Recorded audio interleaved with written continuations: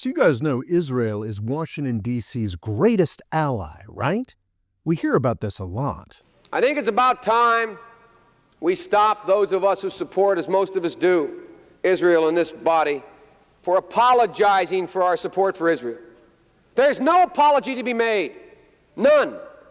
It is the best $3 billion investment we make. Were there not an Israel, the United States of America would have to invent an Israel to protect her interest in the region. The United States would have to go out and invent an Israel. When we hear people like Joe Biden defend Washington, D.C.'s relationship with Israel, the instinct of most people that I agree with is to dispute it. We point out how much the United States spends on Israel and how little we get in return. But this misses a crucial distinction. The U.S. public obviously gets nothing out of the Israel relationship. In fact, it probably hurts us.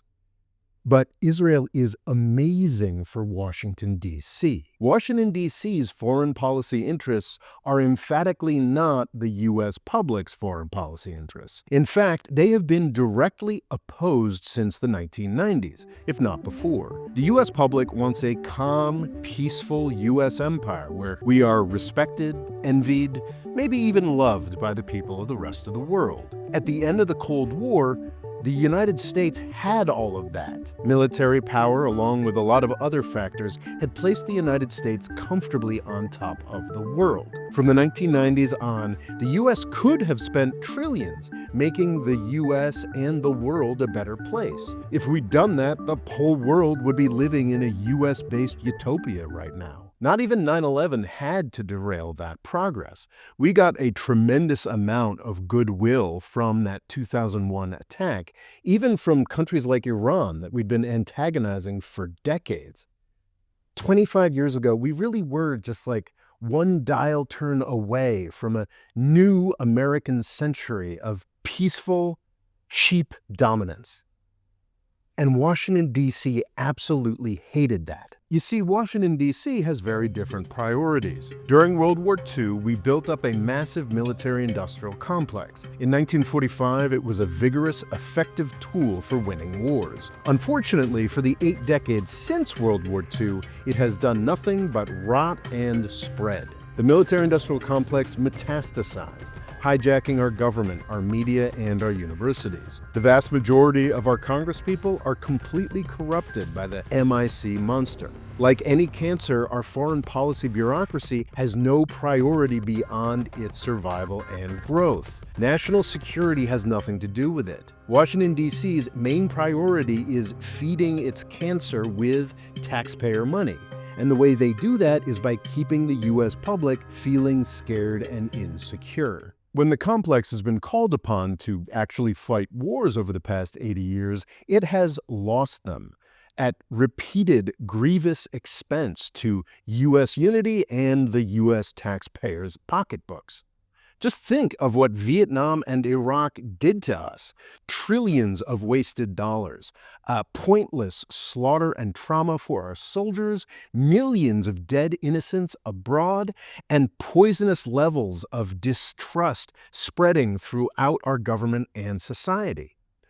But these wars were amazing for Washington, D.C. and their defense budgets. From 1945 to 1989, the years of the Cold War more or less, America's cancerous war industry gravy train was easy to maintain. All you had to do was shout communism and start an unwinnable war against some third world country desperately trying to assert or hold on to its independence. But then the Berlin Wall fell and the Cold War party train stopped. All of a sudden, the vestiges of the U.S. immune system, those few old folks who remembered the time before World War II and before the complex, started to kick in. This came at a difficult time for Washington, D.C. The Reagan orthodoxy of the 1980s through the 2020s insisted that government was useless and markets should govern everything. Washington, D.C.'s only place in American life was defense spending, and without the Soviets in the 1990s, even that was being stripped away. Which is where Israel comes in, but not just Israel. The much more attractive client states of Taiwan and Ukraine owe their existence, or at least their current status, to Washington, D.C. as well. Some people love to assert that Israel or some kind of Jewish conspiracy have special power over U.S. foreign policy, but they are missing what Washington, D.C. is doing here. It's not about some special dedication to Israel. It's about the U.S. foreign policy establishment's addiction to insecurity, and our government's willingness to use any tool available to preserve that insecurity. Sometimes, as with Ukraine, we utilize a legitimate urge for freedom, and sometimes, as with Israel, Washington, D.C. profits off the urge to colonize. After 1989, the world was plummeting into peace. If we look at mainstream histories of the 1990s, we will almost exclusively hear about Yugoslavia, Rwanda, or maybe the Congo, because these were new problems. And that is what Washington, D.C. wants us to see when we look at the world at large. Problems. What Washington, D.C. does not want us to hear about is the real story of the 1990s. I like to teach the world to sing with me. Perfect harmony. Perfect harmony. Across Europe, Africa, Asia, Latin America, and even the Middle East, peace and democratic government was breaking out everywhere. The Pentagon's bread and butter was evaporating everywhere. Russia, China, and even Iran were falling all over themselves to cater to the United States and win U.S. investment. Something had to be done. No matter how badly the complex wanted to sell the idea that the world was getting more dangerous, it was clearly getting more peaceful, and the problems from hell that Washington, D.C. wanted to sell us were very clearly not our problems. Washington, D.C.'s defense industry henchmen got a reprieve at this century's outset thanks to some of their old employees. The networks of Saudi jihadists we had created to beat the Soviets in Afghanistan attacked New York and Washington, D.C. in September 2001, scaring the bejesus out of everyone and launching trillions of dollars of waste and destruction in the Middle East and Central Asia. But anybody with half a brain knew that terrorism wasn't going to work as a long-term justification for buying aircraft carriers, fighter jets, and tanks. To sell any of that useless but lucrative junk, we needed another country to fight against, which means we needed to find a way to piss off China, Russia, and Iran again. This presented a problem because we had already defeated Russia, China, and Iran in every meaningful sense by the 1990s. Russia and China were trying to speed-run American capitalism, and even Iran was suing for peace. The mullahs had invited U.S. oil companies in and had $1 billion deal with Conoco before the Clinton administration killed it. Oil industry ties had been one of the first steps in stripping the Soviet Union away from the Pentagon, and Washington, D.C. didn't want to risk that happening to Iran, too. For Washington, D.C., especially in the 1990s, violent enemies are a precious resource that must be preserved. And if they can't be preserved, they've got to be resurrected, which is where Taiwan, Ukraine, and Israel come in. These countries all have, to differing degrees, compelling narratives around independence and national autonomy that earn the sympathies of many reasonable people. But so do the Kurds, the Biafrans, the Palestinians, the Sahrawis, the Catalans, and many other people and places that have fought for their freedom and lost over the past century. Now, of course, Israel, Ukraine, and Taiwan are much more serious, viable, and solid national projects than the national projects of the Kurds or the Catalans. But why are they so much more serious and viable exactly? These 20th and 21st century examples of successful nation building were successful because they were heavily funded and protected by Washington, D.C., because they were effective tools to turn friendly countries like China and Russia back into lucrative enemies for U.S. defense industries. There is no Jewish cabal running U.S. foreign policy. The U.S. spends a lot of money on Israel for sure, but over the years we have spent comparable amounts of money turning Taiwan and Ukraine into independent military powers as well. My question for the anti-Semitic conspiracy theorist is, what's the Zionist agenda behind Ukraine or Taiwan? The answer is there isn't one. Certainly IPAC, the Home Depot, and the Adelson Foundations are doing heroically stupid work convincing Bible-humping congresspeople that permanent war under Bibi Netanyahu somehow serves Israel's long-term interests. But if you believe that the free press or the mouth breathers at the Anti-Defamation League are somehow in the driving seat here rather than, say, Lockheed Martin or the other defense industries, well, then I've got a bridge between Crimea and Russia that I'd love to sell you. The sad fact is that the Israel lobby is just a pack of useful idiots who are working just as eagerly against Israel's long-term viability as they are to genocide Palestinians. That's the same project, actually. It's also worth mentioning that Israel is nowhere near the biggest moneymaker for Washington, D.C. currently. That would be Ukraine, where we have only been investing for 3 decades, as opposed to the 8 decades of money we've poured into starting wars around Israel and Taiwan. Ukraine's mostly legitimate fight for freedom is paying massively larger dividends than Israel's disgusting little ghetto clearance in Gaza. Helping Ukraine overthrow its democratically elected government in 2014 and convincing half our elderly cable news viewers that Putin had installed Trump after 2016 were devastatingly effective in turning Russia back into a rogue state. Russia's 2014 and 2022 invasions didn't just prompt over $100 billion in direct U.S. government weapons purchases. It got Sweden and Finland to join NATO and convinced multiple European countries to buy dozens of F-35s, an absurdly expensive U.S. fighter jet that is barely capable of flying. This policy is amazing for Washington, D.C. and its defense industry masters, and absolutely nobody else. It's horrifically dangerous for the countries in question. Netanyahu, the U.S. bomb maker's choice to run Israel, supported and maintained Hamas, and then left the borders unprotected on October 7, 2023. Hundreds of thousands have died in Ukraine over the past decade, and Taiwan could be next. Washington, D.C.'s policy of fostering wars is also really bad for U.S. national security. As much as a peace-oriented person like myself might not want to admit it, the U.S. public gets real concrete benefits out of the perception that the United States has a strong and powerful military.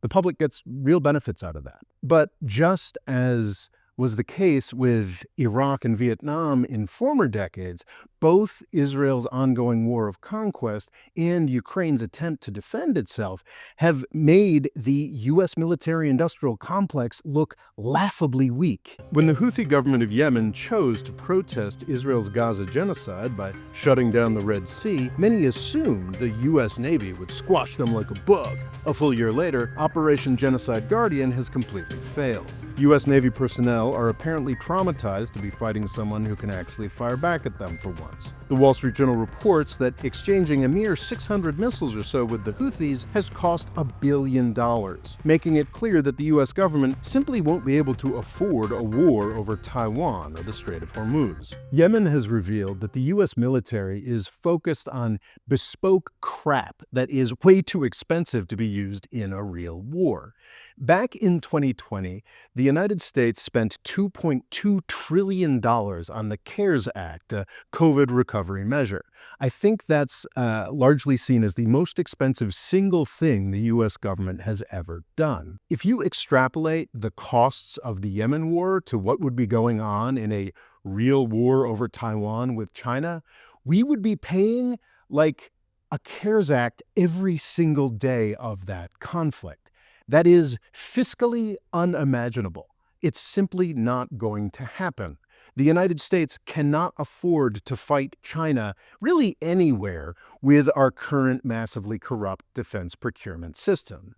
And now, thanks to Israel's genocide, Everybody knows that. If you're wondering why our enemies haven't taken advantage of the now apparent uselessness of the U.S. military to take Taiwan or carry out some other horrific act of violence, the answer is pretty distressingly clear. It's because we here in the United States are the only ones that have allowed our government to be organized around committing horrific acts of violence. Well, okay, there is one other government. We did eventually convince Russia to commit a horrific act of violence, its invasion of Ukraine, but that took decades of provocation. The world hasn't fallen apart now that the U.S. military power has been proven to be a paper tiger because the U.S. military was never really protecting world order in the first place. It's two oceans in the U.S. economy that has been protecting the United States. Over the past 3 years, Russia has been giving everybody a cruel reminder that nobody wins in a war, but most governments outside of Washington, D.C. and Moscow already knew that.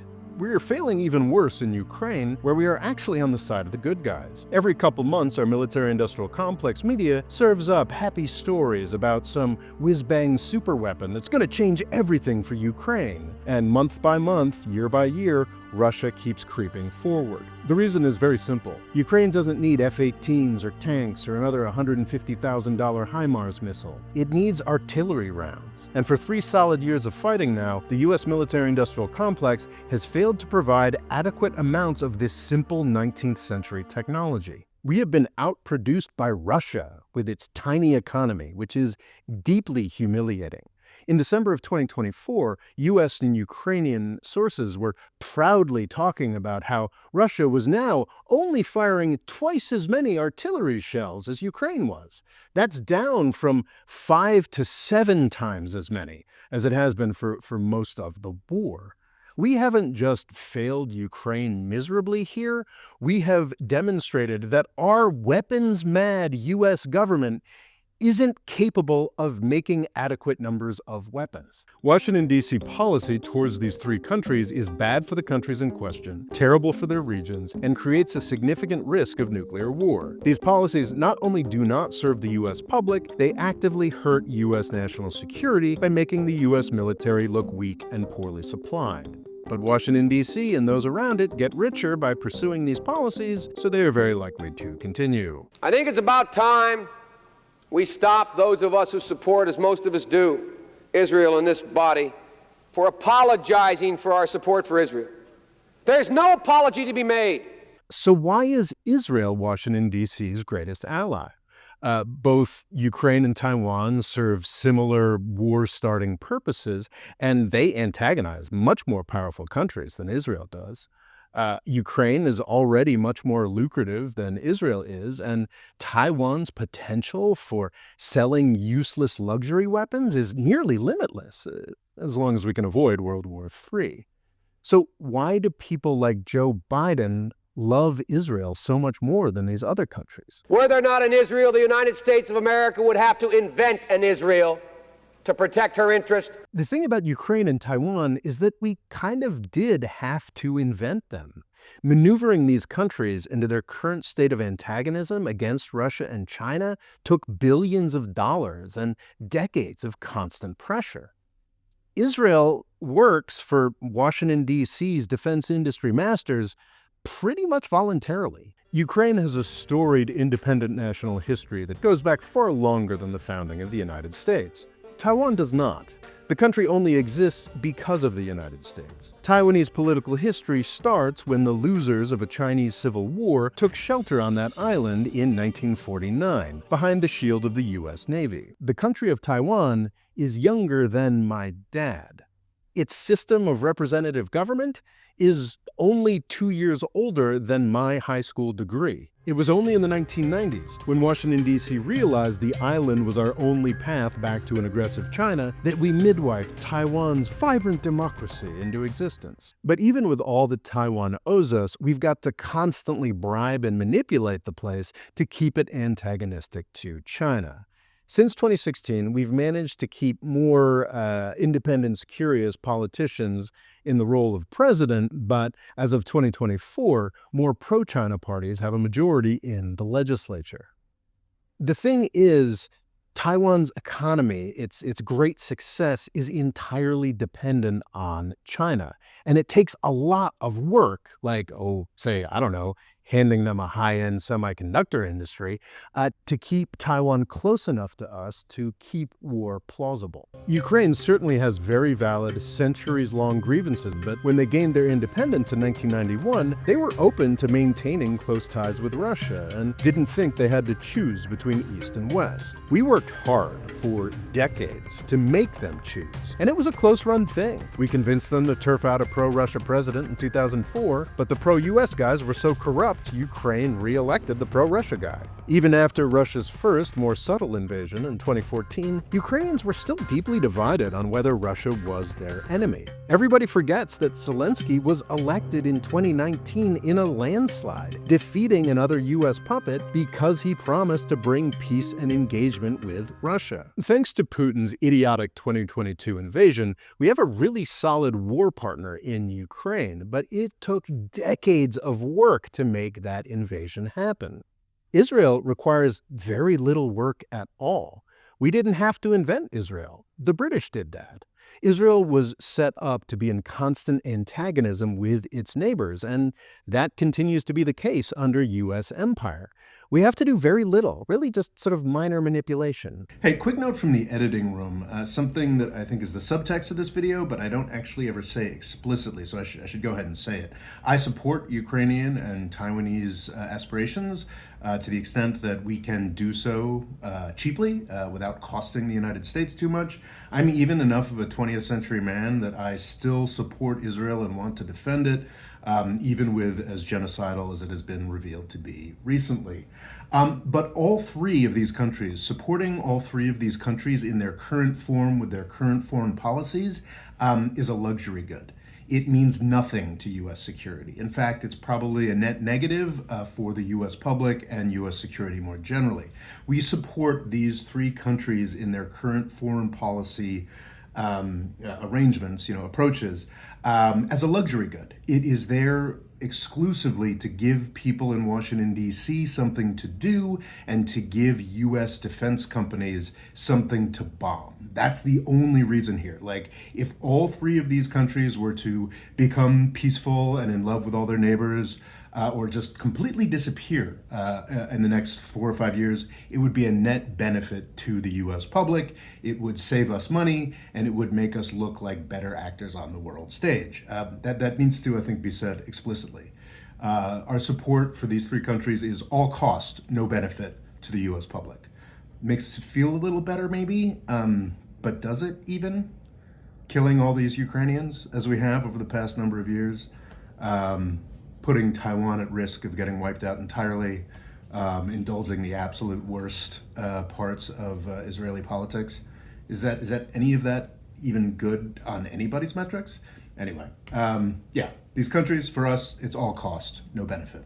Taiwan is one election away from a chummy relationship with China. The bad blood between Ukraine and Russia has been refreshed recently, but who's to say what will happen after Putin leaves office in a few years' time? In all of Israel's 77-year history, there was a brief moment when peace seemed possible in the 1990s, but it quickly diminished. This past month, we got an object lesson in how uninterested the Israelis are in peace. The Assad regime, that had supposedly been one of its greatest enemies for half a century, completely collapsed. Israel did not wait to see what the new government of Syria would do. It instantly acted to destroy Syria's navy, its air force, and all of its air defenses. Israel's baseline assumption is that it is at war with all of its neighbors, no matter what happens to their governments. And that is why Israel will always be war-hungry Washington, D.C.'s favorite ally. Thanks for watching. Please subscribe, and I'd be honored if you considered signing up for our Patreon at the link here. If you do, you'll get access to our patrons-only Discord and to 2 patrons-only live events every single month. Thank you.